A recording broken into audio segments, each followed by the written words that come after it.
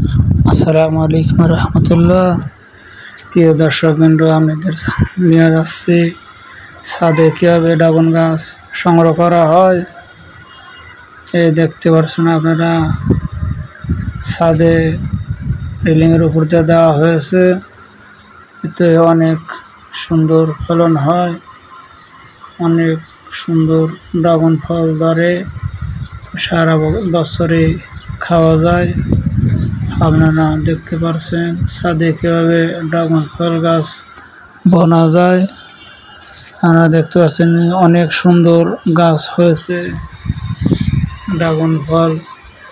আপনারা দেখতে পাচ্ছেন অনেক সুন্দর ড্রাগন ফল গাছ বোনা হয়েছে।